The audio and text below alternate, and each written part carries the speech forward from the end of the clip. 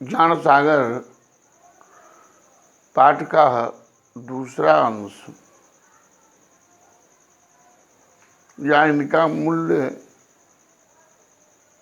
उद्देश्य पर हम प्रकाश डालते हैं। जहाँ समस्त विद्वानों को, सज्जनों को ढूंढने की विशेष आवश्यकता नहीं होती, स्वतः मिल जाते हैं। प्राचीन शास्त्रकार प्रत्येक व्यक्ति के जन्म से ही ऋणी कल्पना किए हुए होते हैं। ऋणादि से मुक्ति पाने के लिए, आत्मकल्पना स्वाध्याय के लिए उन्हें पुस्तकालय से बड़ा और कोई साधन नहीं मिलता। ऐसा नहीं है कि सभी गरीब बच्चे इसे पुस्तकालय में पढ़ने जाते, नहीं।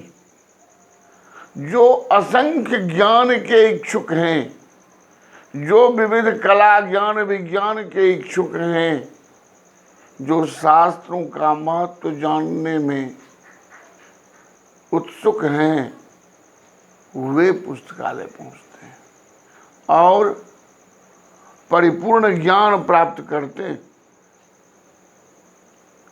इस तरह हम यों जाने कि पुस्तकालय में नए सिद्धांतों का अन्वेषण होता है। पुस्तकालय में नए सिद्धांतों का जन्म स्थलीय होता है। लेखक, युग प्रवर्तक और विचारक पुस्तकालय में अपने जीवन का अधिकांश समय बिताकर साहित्य चिंतन को प्राप्त करते हैं। देश में अपनी प्रसिद्धि पाने के लिए कार्ल मार्क्स नामक सामाजिक विचारक ने लंदन के पुस्तकालय में ज्ञान राशि के मंथन पर प्रसिद्ध समाजवाद के सिद्धांत का निरूपण किया था और ख्याति प्राप्त की थी। अच्छे पुस्तकालयों में सदा विद्वानों का समागम होते रहता है। प्राचीन काल में भी था। भारतवर्ष में नालंदा विश्वविद्यालय का पुस्तकालय भी अत्यंत विशाल एवं सभी शास्त्रों के ग्रंथों से युक्त था। देश और विदेशों से विद्वान वहां आकर ज्ञान प्राप्त करते थे तथा उनमें छिपे हुए समस्त रहस्यों को ढूंढ निकालते थे।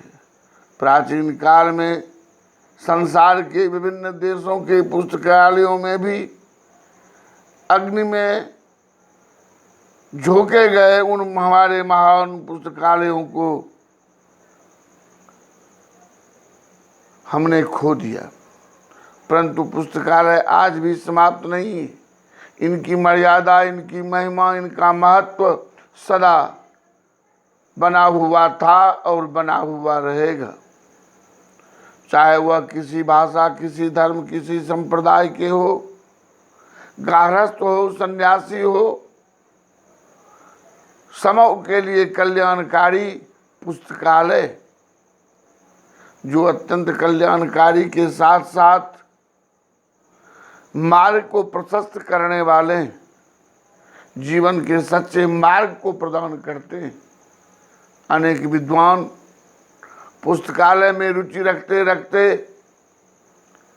उन परमात्मा के प्रति भी समर्पित हो जाते हैं।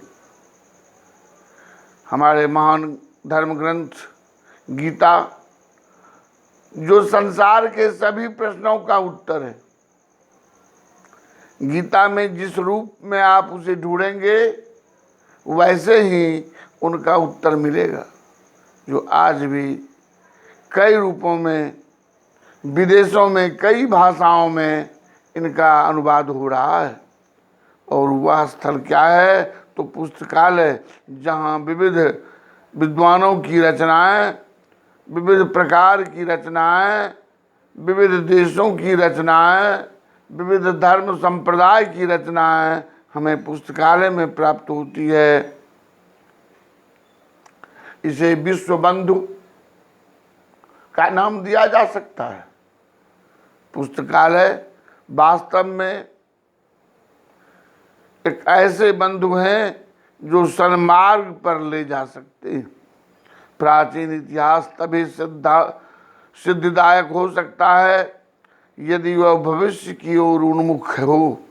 हमारे सभी उद्देश्यों को यथोचित सफल करने में पुस्तकालय सदा प्रेरक हो सकता है। यही आशा लेकर चलते हैं कि हमारे युवाओं को मैं प्रेरणा देना चाहूँगा कि ज्ञान कभी पूर्ण नहीं होता।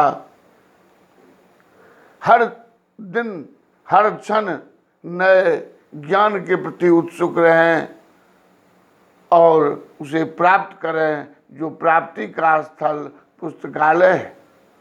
कहा गया है, क्षणसा कणसश्चैव विद्यामर्थं अर्थं च चिन्तयेत् गृहीत इव केशेषु मृत्युना धर्माचरेत्।